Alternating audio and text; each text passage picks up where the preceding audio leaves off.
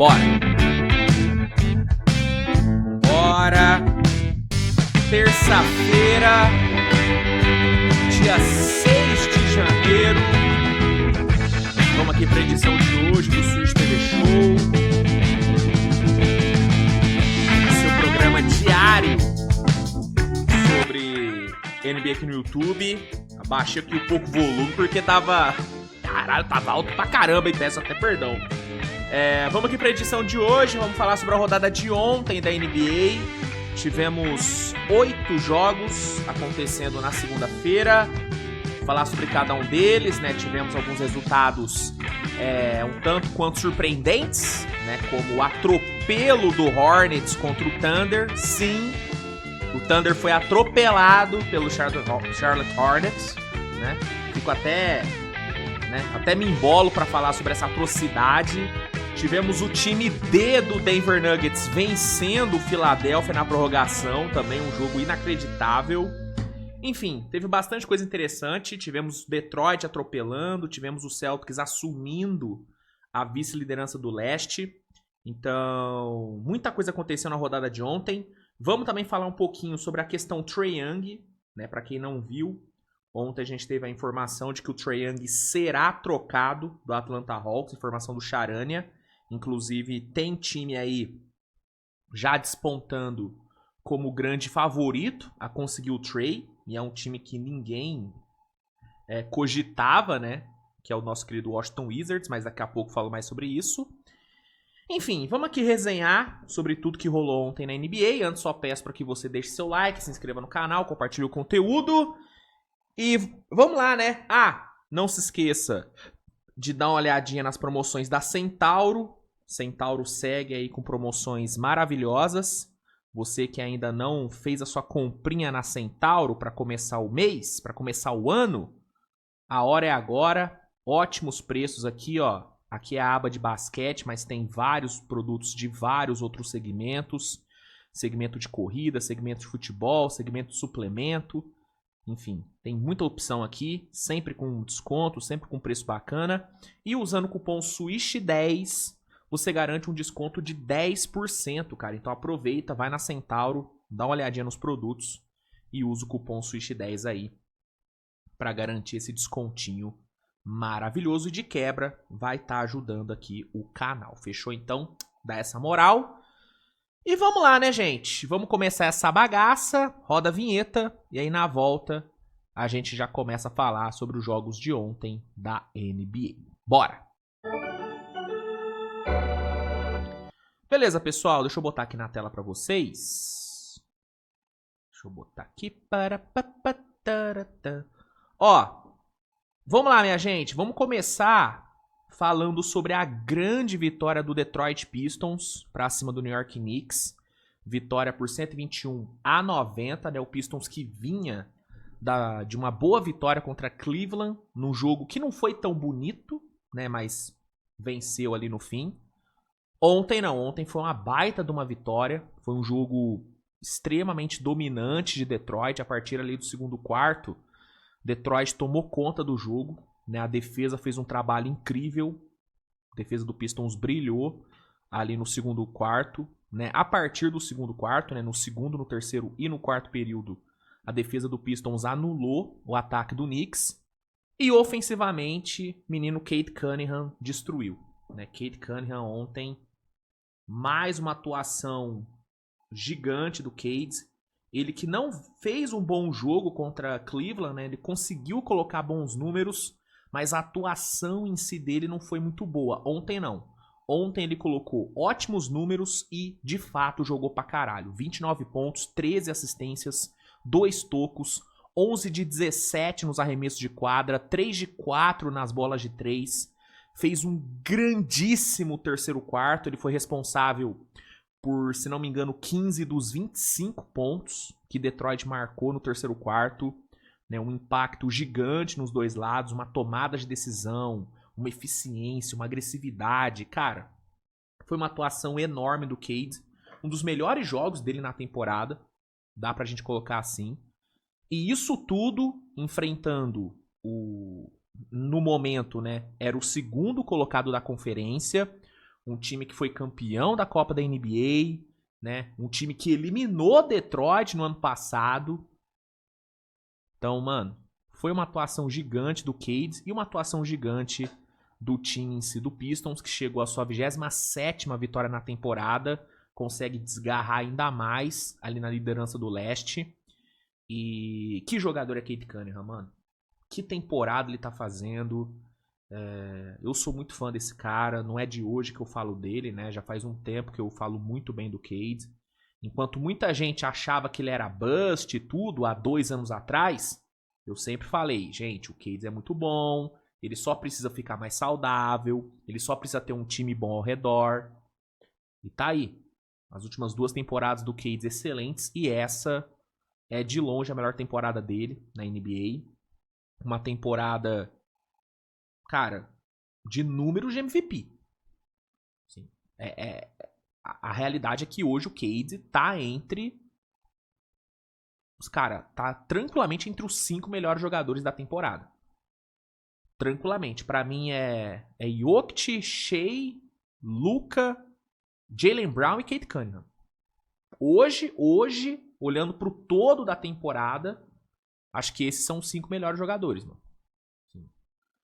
Dá pra gente discutir alguns outros nomes aí e tal, mas, né, o Maxey, por exemplo, que também tá fazendo uma temporada incrível. Mas pra mim, esses 5, cara.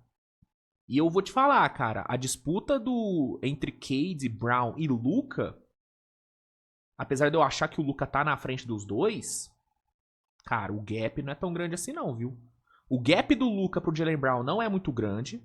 Ainda mais quando você coloca o impacto defensivo do Jaylen Brown, que é uma coisa bizarra, muito superior ao do Luka. E o gap do Cade pro Jaylen Brown também eu não acho que é muito grande não, viu? Eu acho que o Jaylen Brown é melhor na temporada, mas, assim, é bizarro que o Cade joga.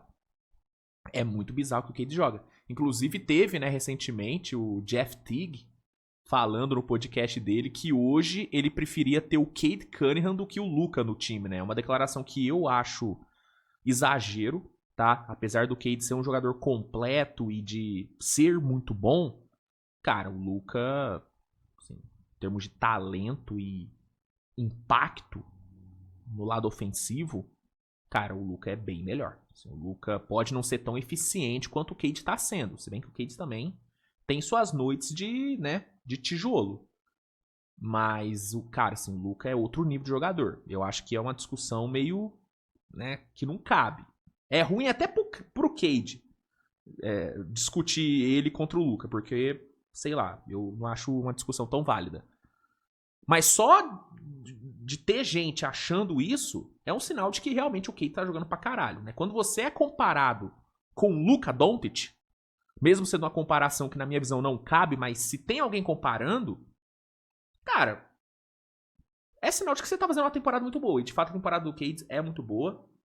Não é melhor do que a do Luka. Eu acho que individualmente a temporada do Luka é melhor. Mas assim, no conjunto da obra, cara, o Cade tá colocando números incríveis e tá liderando o time dele pra ser seed 1 do leste. Ah, a Conferência Leste é mais fraca. Tá, pode até ser, mas é seed 1. É seed 1. E o Pistons é um time melhor do que o Lakers. Todo mundo concorda com isso, né? Que é um time mais completo, é um time mais confiável. Então... Mas enfim, o ponto não é esse, o ponto é que o Pistons conquistou uma grande vitória contra um grande adversário com o Cade Cunningham jogando para um cacete. Grande jogo do Cade, grande vitória do Pistão. Por falar em Jaylen Brown, por falar em Boston Celtics, ontem o Celtics venceu mais uma, enfrentando o Boston Celtics, ó, enfrentando o Chicago Bulls lá em Boston, lá no TD Garden. O Celtics conseguiu uma vitória, cara...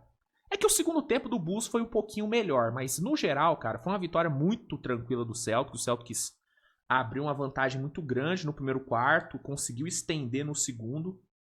E aí no segundo tempo, apesar do Bulls ter melhorado no ataque, inclusive venceu, né, o segundo tempo, cara, o Celtics teve o controle do jogo o tempo inteiro, né? Tanto que o Jaylen Brown nem precisou forçar muito ontem, né? Bastou ali, né, um joguinho protocolar dele pro Celtics ganhar. Quem foi muito bem ontem foi a Anfernee Simons, né? O Simons teve o seu melhor jogo na temporada.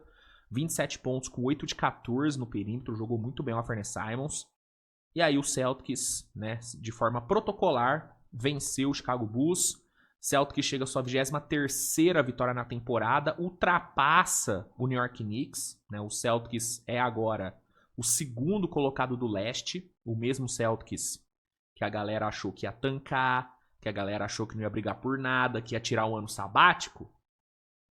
Tá aí o ano sabático do Celtics, brigando, né, pelo top 2 da conferência e, né, a só 4 vitórias do líder Pistons.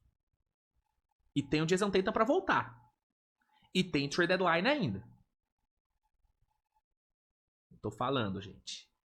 Quem dormiu nesse Celtics errou, viu? Porque esse time é bom pra caralho. O trabalho do Mazzulla é incrível. Pra mim, tá entre os melhores trabalhos da temporada, juntamente ali com o Jordan Wood em Phoenix. E, mano, quem dormiu no Celtics vai acordar com esse time pegando o mando de quadra. E sei lá, velho. Eu consigo ver um cenário muito, muito realista desse Celtics vencer na Conferência Leste, tá? Eu consigo ver esse Celtics chegando nas finais da NBA. Sem sacanagem. Eu consigo ver. Né? Talvez hoje o Pistons seja mais time, tá? Mas você tem que pensar que o Celtics vai ter a volta e vai ter a adição de um cara como o Jason Tatum. Mesmo se o Tatum voltar 50% do que ele normalmente é, cara, ainda vai ser um meio ao NBA, né, digamos assim, num time que já tá rodando super bem, que tá extremamente azeitado, que tá funcionando super bem nos dois lados da quadra. É um ataque muito bom, com uma defesa muito boa, com um franchise player. Não é franchise player, não é franchise player, é o Jason Tatum. Mas com um co-franchise player. Jogando como franchise player, jogando como MVP. Filho, não brinquem com esse Boston Celtics, tá? Não brinquem com esse Boston Celtics. Grande vitória e segundo lugar pro Céu tudo. Aí a gente teve o Toronto Raptors vencendo fácil o Atlanta Hawks, né? O Hawks que ontem, né, teve toda a questão ali da notícia do Trae Young, né? Notícia do Shams Charania. Segundo o Shams, Trae Young será realmente trocado, né? Ele falou ontem que o Trae Young, juntamente com seus agentes, estão trabalhando com o Hawks para conseguir uma troca por ele. O time que aparece como um grande candidato a conseguir o Trae é o Washington Wizards. Ontem o Mark Stein soltou que o Washington Wizards estaria bem interessado numa troca pelo Trae. E a ideia seria uma troca envolvendo o CJ McCollum, que tem contrato expirante, e, né, peças para bater salário e capital de draft. Só que aí vem um ponto. O capital de draft, segundo o Mark Stein, não viria de Atlanta. Não viria de Washington, viria de Atlanta. A Atlanta teria que desembarcar uma pick de draft para o Wizards aceitar o Trae Young. O que diz muito sobre o valor de mercado do Trae, né? Porque se o Hawks vai ter que pagar uma pick pro Wizards pegar o Trae, é sinal de que o valor do Trae tá bem baixo, né? Tá bem baixo. E vou te falar, não me surpreende muito, viu? Não me surpreende, porque a questão do Trae Young é que na NBA atual, velho, jogadores que são alvos na defesa, jogadores que são peneiras na defesa, cara, eles têm menos valor.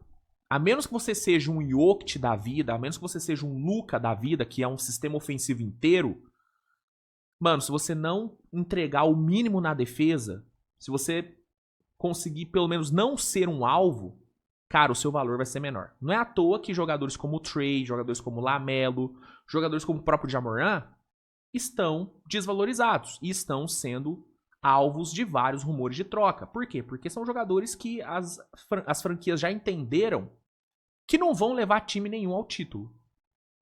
Não vão levar. Entendeu? E aqui eu vou usar o exemplo do Luka. O Luka, mesmo sendo um gênio no ataque, ele não conseguiu levar Dallas pro título. O Celtics, por ter um time mais equilibrado e por ter um time sem nenhuma peneira defensiva, sem nenhuma falha defensiva, né, sem nenhum jogador que é mismatch, o Celtics ganhou, cara. E ganhou muito bem, explorando o próprio Luka na defesa durante toda a série. Ah, Luiz, mas e o Jokic? O Jokic é um caso à parte. O Jokic tinha um time ao redor que defendia por ele, que conseguia compensar. E a questão do Jokic, diferente da questão do Trae, por exemplo, é que o Jokic, apesar de ter vários problemas defensivos, ele é um cara grande. Então ele é um mismatch por não se dedicar muito na defesa, mas ele não é um mismatch em termos físicos, porque ele é grande. Uma hora ou outra ele vai conseguir uma boa jogada defensiva. O Trae, pelo tamanho dele, ele não consegue nenhuma boa jogada defensiva. Entendeu? Qualquer um se cria pra cima do Trae. Qualquer um, né? Então, jogadores do perfil do Trae Young, do perfil do LaMelo, do perfil do Ja Morant, vão cada vez mais ser menos valorizados. Vão cada vez mais ser menos vistos como primeiras opções de time. Entendeu? Então, ver o Trae tendo esse valor de mercado relativamente baixo, porque, mano, é aquilo. Se você tem que pagar pro Washington Wizards, se você tem que dar uma pique pro Washington Wizards pra eles pegarem o Trae Young, cara, o valor de mercado do Trae tá muito baixo. E isso não me surpreende. Realmente não me surpreende. Não sei se essa troca de fato vai acontecer. Acho que outros times devem entrar na disputa. Eu duvido muito que Minnesota não entre nessa disputa, porque faz total sentido o Trae Young em Minnesota, né? Mas hoje, né, com as informações que temos, o Wizards seria o principal candidato. E pensando pelo lado do Hawks, claro que seria, né, meio merda, né, você trocar o Trae Young junto com uma pique e pegar o McCollum como grande prêmio. Óbvio que seria horrível em termos de peça por peça. Mas pensando no longo prazo, não seria uma troca de todo ruim, porque com o McCollum no time e tendo já o Porzingis, cara, o Hawks vai abrir um espaço gigante no cap pro ano que vem. Porque tanto o McCollum como o Porzingis são inspirantes. E se não me engano, o Luke Cornet também é. Então, pensando na temporada que vem, cara, o Hawks poderia abrir um espaço gigante no cap, o que daria uma puta flexibilidade pro time montar um elenco ao redor do Jalen Johnson, que a partir de agora é oficialmente o franchise player do time. Né? Talvez consiga pegar algum capital de draft do Washington Wizards. Talvez consiga, né? Então, assim, pro Hawks, óbvio que não seria a troca ideal, não seria a troca que deixaria o torcedor satisfeito, mas não seria uma troca de toda ruim. Pro Trae Young, eu acho que seria muito ruim. Né? Você ir pro Wizards, que tá no começo ainda de rebuild, né? Uma franquia que tá no mercado minúsculo, que ninguém liga. Não sei o quão bom seria pro Trae Young. Financeiramente seria bom, porque o Wizards vai pagar o que o Trae Young quiser. Ele vai conseguir o max que ele quiser no Wizards. Eu acho que o Wizards pagaria, vai pagar o Trae, né? Então, financeiramente, beleza. Agora, em termos de competição, apesar de eu gostar do fit dele com o Keyshawn George, com o próprio Alex Sarr, eu acho que seria um fit legal. Cara, o Wizards está muito longe de competir. Mas muito longe, né? Então, quem sairia perdendo nessa brincadeira seria o Trae Young. Porque o Wizards pegaria ali um jogador que melhoraria o time e poderia ajudar na lapidação de um, né, da molecada, né, de um Bobby Carrollton da vida e tal. Então, beleza, ganharia ali um bom ativo, até pensando em trocas futuras. O Hawks ganharia uma flexibilidade financeira muito boa para a temporada que vem, com o contrato expirante do McCollum. Quem sairia perdendo seria o Trae, né? Enfim, a ver o que vai acontecer. Fato é que o Trae vai ser trocado, o tempo de Trae Young em Atlanta está aí, né, com os dias contados. O Charana falou hoje, inclusive, que o Trae Young está a dias de ser trocado. Então a troca deve acontecer mais rápido do que você imagina. Enfim, sobre Toronto, né, uma vitória tranquila de Toronto. Toronto passou o carro 118-100. Toronto que nessa temporada tem dominado os jogos contra a Atlanta. São 4 vitórias em 4 jogos, com um diferencial de 67 pontos positivos. Então, Todos os jogos que o Raptors jogou contra a Atlanta, o Raptors não só venceu, mas como atropelou. Né, o Raptors que nos últimos 7 jogos tem 5 vitórias, são 22 vitórias na temporada, né, se mantendo bem ali no top 4 da conferência. Um destaque interessante no jogo de ontem foi o novato Collin Moran-Boyles, né? Belo jogo dele, 17 pontos, 7 rebotes, 7 assistências sem nenhum turnover, 3 roubos de bola, 2 tocos, 8 de 10 nos arremessos. Ele sendo utilizado ali como pivô, né, na ausência do Jakob Poeltl, fazendo ali, né, um pivô improvisado e indo muito bem. A temporada dele é bem boa, tá? A temporada do Collin Moran-Boyles é muito boa. É que a gente acaba falando muito sobre Conk Nippel, sobre Cooper Flagg, sobre Edcombe, sobre Dylan Harper, né, que são os novatos que mais têm se destacado. O próprio Derrick Queen. Mas o Collin Moran-Boyles tem feito uma temporada muito decente. Inclusive merecia ser mais elogiado o menino Collin Moran-Boyles. Enfim, sobre Raptors e Hawks é isso, e sobre Trae Young é isso também. Aí a gente teve Houston vencendo o Phoenix Suns 100-97, né? Jogo aí decidido pelo Kevin Durant, KD aí se vingando do seu ex-time, inclusive Kevin Durant depois do jogo soltou verdades, né, sobre o Phoenix, né? Ele falou o seguinte depois do jogo, abre aspas: "É bom jogar contra o time que chutou você da equipe. Usou você como bode expiatório para todos os problemas, mas também dói porque dediquei todo o meu esforço, amor e carinho ao Suns, a cidade de Phoenix e o Arizona no geral. Mas esses são os negócios, quando você enfrenta seu ex-time, você tem um ponto a provar. Não da maneira que atrapalhe o jogo e meus companheiros, mas está ali. Eu quero vencer esse time, eu quero mostrar que eu ainda tenho gasolina no tanque. Eu acho que todo jogador tem essa mentalidade enfrentando seu ex-time. Não acho que seja nada malicioso, é só que, como competidor, você quer ir lá e vencer eles, né? Então, Kevin Durant aí dando uma desabafada depois de decidir, né, o jogo contra o Phoenix Suns. Belíssimo game winner dele, né? Num jogo onde ele teve muitas dificuldades com arremesso, muito por conta do playbook do Ime Udoka, que foi muito fraco ontem, né, cara? O Udoka, é óbvio, tem que ser destacado, né, que o Houston tá sem o Alperen Sengun, o Sengun vai ficar fora por um tempo, então é óbvio que a criação de jogo do time ficaria prejudicada sem o Sengun, que é o principal playmaker desse time. Mas, cara, o Udoka poderia ter desenhado um playbook, poderia ter montado algumas rotaçõezinhas melhores, né, cara? Poderia ter usado o Reed Shepard mais vezes como titular, né, usando o Reed, né, para criar ali pro próprio Kevin Durant, facilitaria um pouquinho a vida do Durant. O Durant teve um aproveitamento muito ruim para 3 ontem, porque ele teve que chutar muito para 3. O Durant ontem chutou 12 bolas para 3. Isso não é o normal do Durant. O Durant é um cara de 3, 4 bolas de 3 tentadas, entendeu? Ontem ele teve que chutar 12, por quê? Porque não tinha jogada, não tinha movimentação, não tinha nada. Né? O ataque de Houston ontem foi um grande deserto de ideias. A produção de Houston veio de jogadas individuais do Durant e de jogadas de transição, porque a defesa foi muito bem. A defesa de Houston ontem foi excelente contra a Phoenix. Muito boa.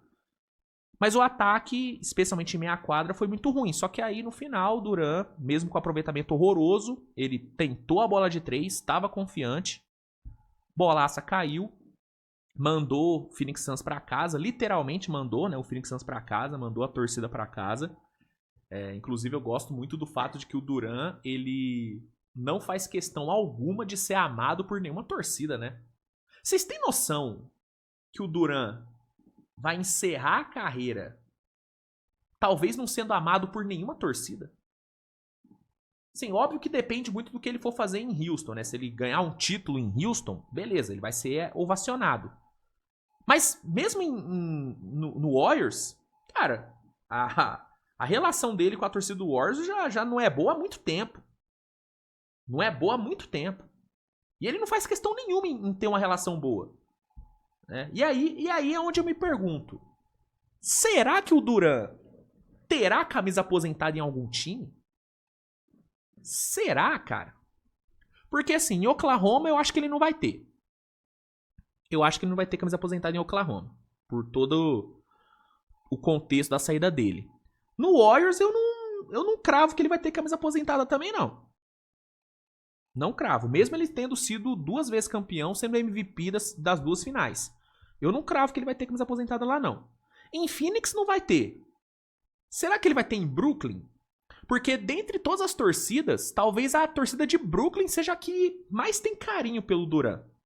E é a torcida que o Durant parece que ter mais carinho também. Ele sempre fala como ele gostou de jogar em Brooklyn, como ele queria que tudo tivesse dado certo e tal. Talvez em Brooklyn, mas aposentar a camisa do Durant sem ter ganhado nada por lá, será que vai acontecer? Em Houston talvez ele tenha, se ele for campeão. Se ele não for campeão, ele não vai ter camisa aposentada em Houston. Houston é uma franquia muito grande para aposentar a camisa de jogador que não foi campeão. Né? Então, sei lá, cara. Mas enfim, são escolhas, né? O Durant ele não tem esse apego com o torcedor. Parece que ele não liga muito pra isso. Então, se tá tudo bem pra ele, beleza. Mas é curioso ver, né? Que um dos maiores jogadores da história talvez encerre a carreira sem ser unanimidade em termos de idolatria em nenhum time. Tipo assim, se você for montar um top 5 de ídolos dos times que o Durant passou, cara, se pau, o Durant não tá em nenhum top 5. Ele não tá no top 5 de ídolos do Thunder. Ídolos não, melhores jogadores com certeza. Melhores jogadores com certeza. Ídolo do Durant não é ídolo. Não é mais ídolo em Oklahoma. No Golden State, será que ele é top 5? Ele não é mais ídolo que o Big Three. Ele não é mais ídolo que Clay, Curry e Green. Ele não é mais ídolo que o Iguodala. Eu acho que o Iguodala é mais ídolo do que o Durant. Será que ele pega top 5 de ídolos no Golden State? Não sei. No Brooklyn Nets, talvez ele pegue top 5. Talvez. No Phoenix Suns, definitivamente não. E em Houston depende do que ele fizer. É muito louco, né? Caralho. Enfim. É um grande jogador e ontem decidiu o jogo e ainda deu, né, uma boa escovada no Phoenix Suns na coletiva. Aí a gente teve, né, a desgraça do jogo entre Hornets e Thunder. Jogo desgraçado, né, que acabou com o meu dia, né. Assim, meu domingo já foi horroroso por conta da derrota do Thunder para Phoenix. Já foi uma merda meu domingo. Minha segunda-feira, então, imagina como é que foi a minha segunda-feira, né? Com o Thunder tomando 124-97 pro Hornets. Em casa, né? Com os titulares ali. Beleza, um desfalquezinho aqui ou ali, sem as Hartas, tem mais Chat, J-Dub, Shea, todo mundo ali. Tomou 124-97. Sua segunda-feira foi ruim? Você acha que sua segunda-feira foi ruim? Imagina a minha. Porque não é só o Thunder perder. É o Thunder perder e eu ter que vir aqui pra ser humilhado por vocês. Por canalhas. Foda, né? Foda. E não tem o que falar, gente. A verdade é que o Thunder foi escovado pelo Hornets. Brandon Miller deitou o bigode. Com Knippel deitou o bigode. Até o LaMelo, que nem fez um jogo tão bom assim, né, matou aquela bola espírita pra 3, conseguiu ali seus highlights, né? Foi uma escovada, gente. O Thunder foi humilhado ontem, né?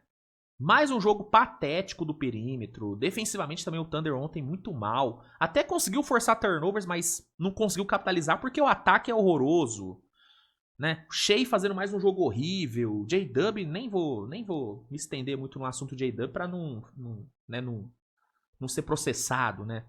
Mas brincadeira, né? O nosso cachorro cururu, inclusive eu adoro essa comparação do J-Dub com o cachorro cururu, porque realmente parece muito. Depois você busca aí, cachorro cururu.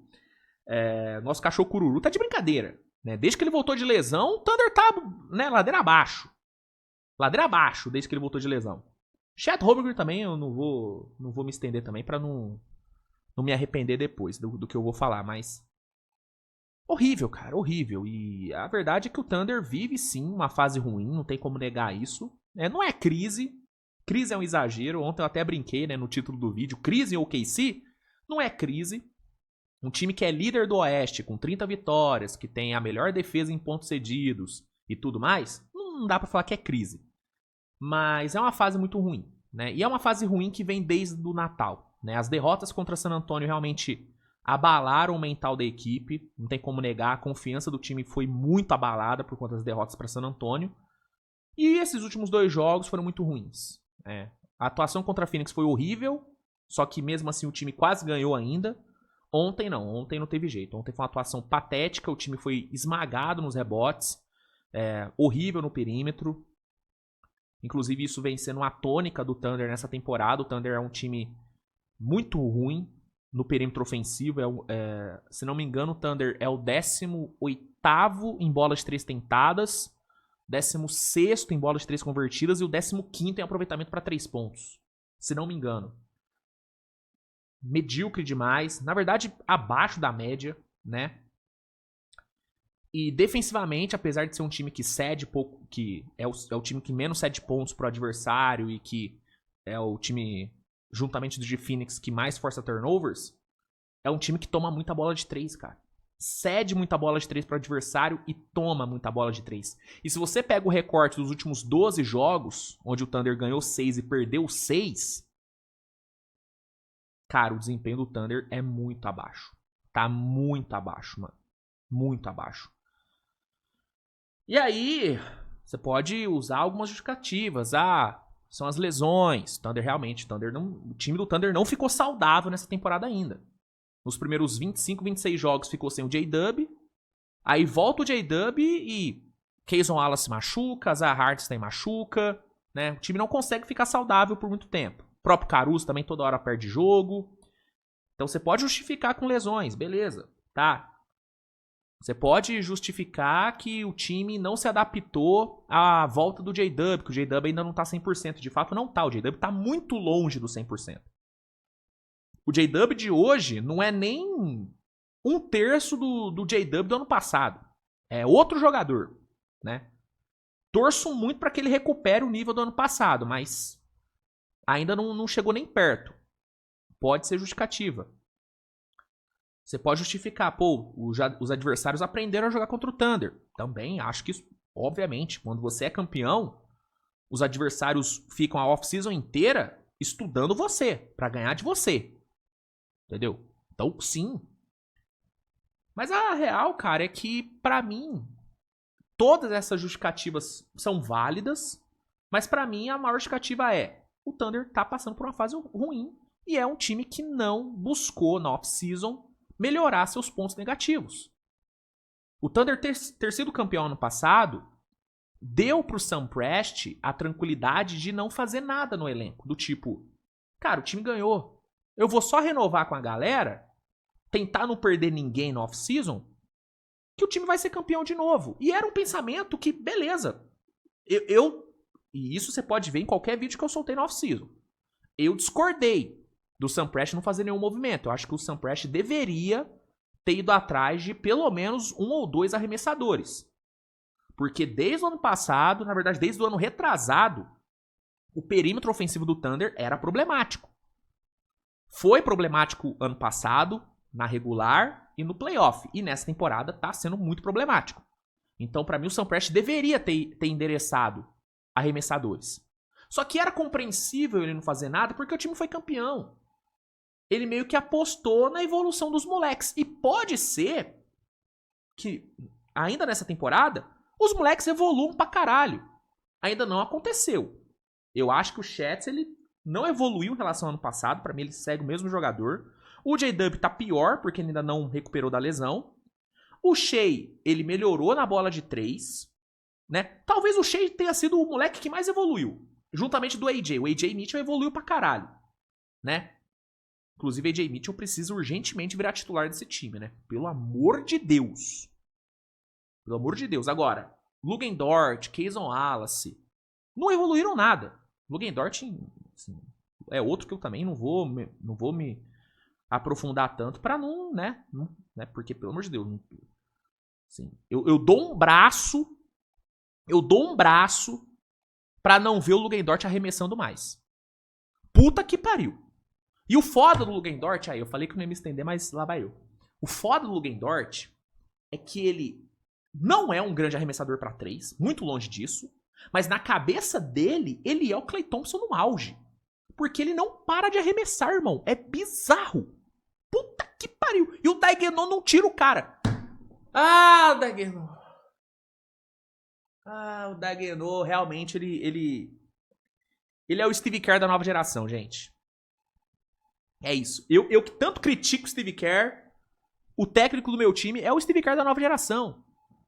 O homem apegado aos seus amigos, hein? Nossa senhora, ele não abre mão dos parça dele, bicho. O Lugendort pode estar 1 de 8 no jogo. Ele não tira o Lugendort.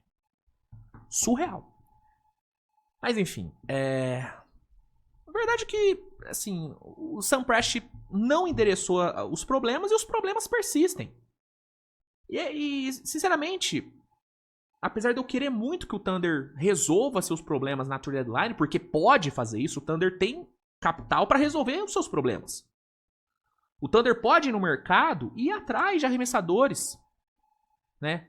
De vez em quando eu falo brincando, não, pô, Klay Thompson nesse time do Thunder, pô, é presidente. Eu brinco isso de vez em quando com a galera lá do grupo, né? Inclusive um abraço pra galera do Thunder Mania. Mas de fato, cara, o Klay Thompson ajudaria muito esse perímetro do Thunder. O apostador Malik Beasley ajudaria muito esse perímetro do Thunder. Trey Murphy, puta que pariu. Entendeu? Ajudaria demais. Sam Merrill, do Cavs. AJ Green, do Milwaukee Bucks. Esses caras ajudariam muito. Quentin Grimes, do Philadelphia 76ers. São nomes que eu acho que encaixariam super bem e resolveriam o problema de espaçamento do Thunder. E o Thunder pode buscar qualquer um desses caras. O Thunder tem capital para buscar qualquer um desses caras. Só que você vai me perguntar, Luiz, você acha que o Sam Prest vai buscar? Não acho. Ele deveria, mas eu acho que ele não vai. Por quê? Porque ele tem um salvo-conduto do título. Entendeu? E ele tem um caminhão de picks que ele vai usar como justificativa pra não pegar ninguém, porque ele vai usar as picks de draft pra draftar esses caras. Ele vai usar isso como justificativa. E pode dar certo. Pode dar certo. O Thunder pode ser campeão sem trocar por ninguém? Pode. Pode. O Thunder pode chegar no playoff com os mesmos problemas que tá apresentando agora e ser campeão? Pode. Por quê? Porque o time é bom pra cacete. É bom pra cacete no que se propõe. Então o Thunder pode ser campeão. Agora, o time poderia aumentar suas chances de ser campeão com um movimento simples. Repara que eu não tô falando de pegar um Giannis. Vamos fazer um paralelo. O Lakers pode ser campeão com o time que tem hoje? Não. Se pegar um Giannis, pode. Entendeu? O que o Lakers precisa para ser campeão é de um Giannis. O Thunder precisa de um Quentin Grimes. Precisa de um Sam Merrill. Precisa de um Duncan Robinson. Então, o Thunder precisa de pouco para aumentar a sua chance de ser campeão. Precisa de pouco. Então, eu queria que o Thunder fosse atrás desse pouco, mas eu não acho que vai. Sinceramente, eu não acho que vai, né? E aí, pro torcedor, o que o torcedor tem que fazer? Torcer. É torcer pro J-Dub voltar logo ao nível do ano passado. É torcer pra essa defesa voltar a ser o que era há 5 semanas atrás. A voltar a ser o que era antes das derrotas pra San Antonio.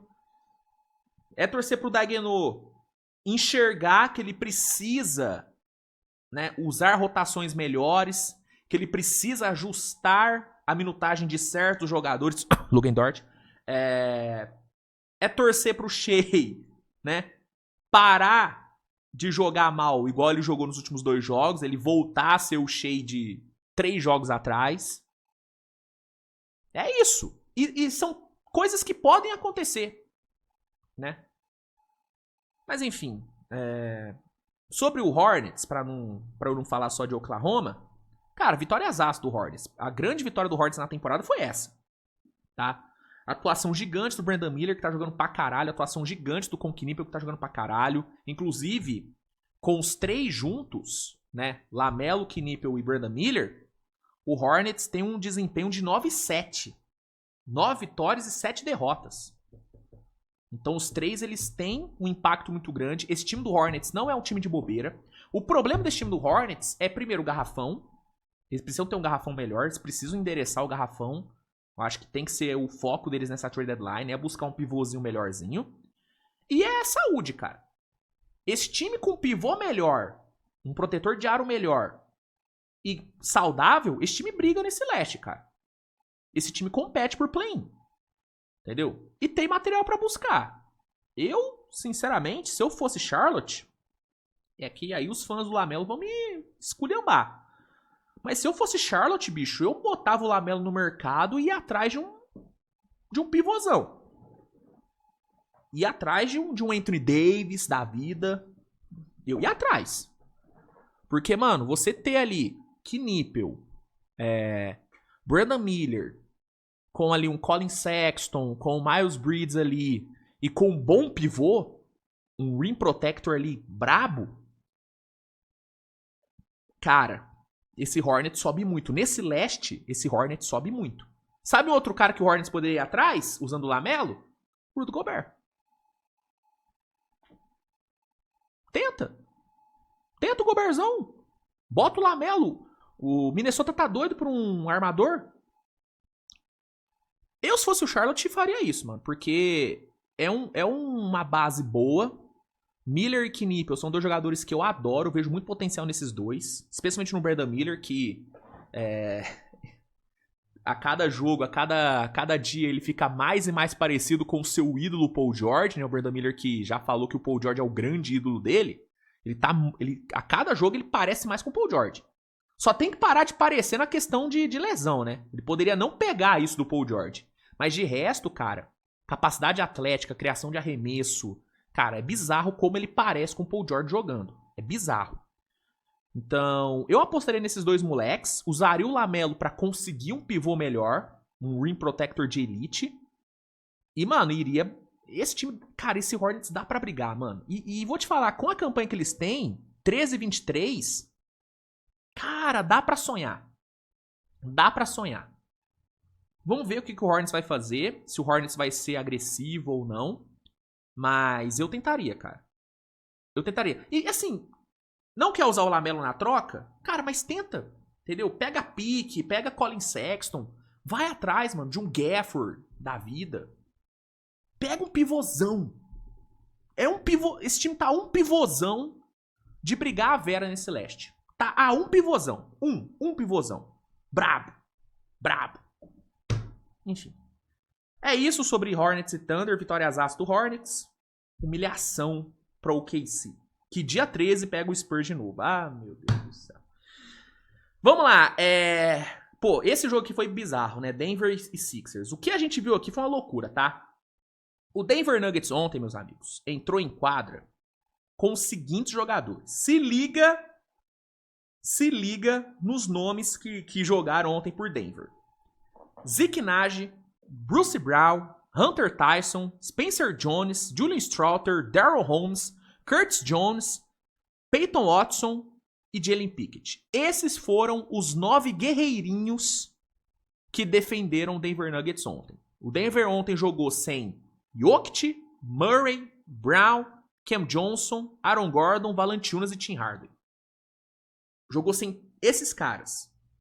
E mesmo sem esses caras e jogando com esses caras que eu falei, Denver conseguiu vencer os Sixers fora de casa por 125-124 na prorrogação. Inacreditável o que o Denver fez ontem. Inacreditável. O Jalen Pickett ontem meteu 29 pontos. Do nada, né? Um cara que normalmente nem tem minutos direito no time, meteu 29.